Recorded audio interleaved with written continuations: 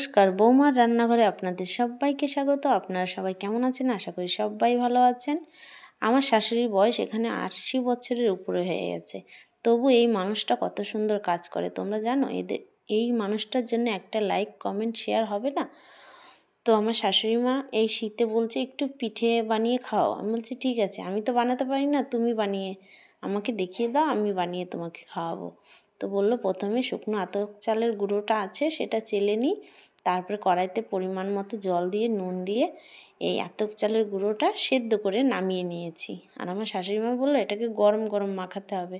আমি বলছি আমার হাতে গরম সহ্য হয় না, তুমি মাখাও। তারপরে মাখিয়ে দেখো আগেকার দিনের মানুষের বুদ্ধি, মাখানোর পরে একটা ক্যারি ব্যাগের মধ্যে আটাটাকে রেখে দিল যাতে উপর দিয়ে চটটা না পড়ে যায়, শুকিয়ে না যায়। তারপর বলছে এরকম আমাকে লম্বা লম্বা করে পিঠেগুলোর একটু একটু করে আটা নিয়ে লম্বা লম্বা করে একটা চিকন চিকন সরু করে পাকিয়ে দাও। তারপর আমি পাকিয়ে দিচ্ছি। আর এখানে দেখো আমার শাশুড়ি মা কত সুন্দর করে পিঠে কাটছে। এরকম পিঠে আমিও কাটতে পারিনি। বয়সটা কিন্তু কম হয়নি, তোমরা দেখেই বুঝতে পারছো। কিন্তু এই শাশুড়ি মায়ের জন্য একটু ভালোবাসা কি তোমরা দিতে পারো না? তো শাশুড়ি মা বলছে ঠিক আছে, আমি সব পিঠে কেটে দেবো। দেখো এখনও হাতের স্পিডটা কি, আর পিঠেগুলো দেখেই বুঝতে পারছো।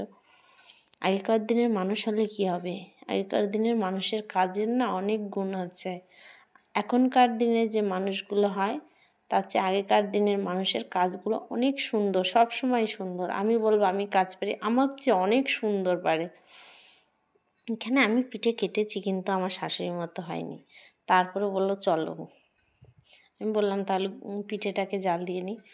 আমাকে বললো ঠিক আছে, আমরা যে আগেকার দিনে যে পিঠে খেতাম সেইভাবেই জাল দাও। এখানে একটা পাটালি নিয়ে নিয়েছি, পরিমাণ মতো চিনি, আর এখানে নিয়ে নিয়েছি নারকেল কুড়িয়ে নিয়েছি। আর এখানে 3 লিটার দুধ ছিল আর একটু জল মিশিয়ে দিয়েছি।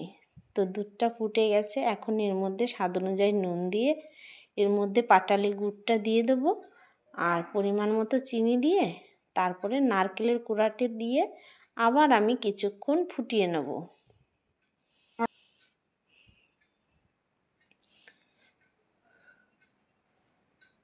আমার মতো শাশুড়ি কার কার ঘরে আছে? 80 বছর হয়ে গেছে, তবুও পিঠের কাটাটা দেখলে কত সুন্দর করে পিঠে কাটে। আর আগেকার মানুষ খুব সুন্দর করে পিঠে কাটতো, খুব সুন্দর করে কাজ করতো। তারপরে বন্ধুরা দেখো আমার ঝোলটা ফুটে গেছে। এখন শাশুড়ি মা বললো আস্তে আস্তে নাড়াচাড়া দিতে থাকবো আর আমি উপর থেকে পিঠেগুলো ছাড়তে থাকবো। আমি বলছি আস্তে আস্তে কেন, জোরে দিলে কি হবে নাড়াচাড়াটা?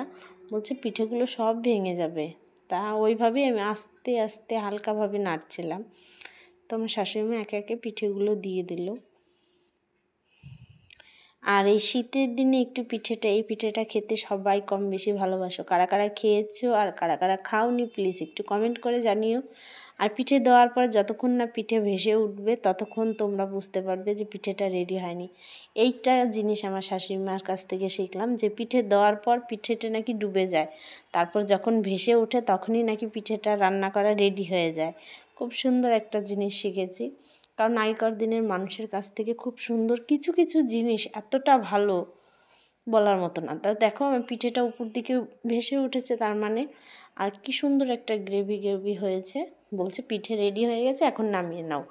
তো আমি কি করলাম, কড়াইটা নিচে নামিয়ে নিয়ে চামচ দিয়ে বললো আস্তে আস্তে ছোট ছোট বাটির মধ্যে 2-3 চামচ করে ঢেলে নাও। তা আমি তাই করলাম।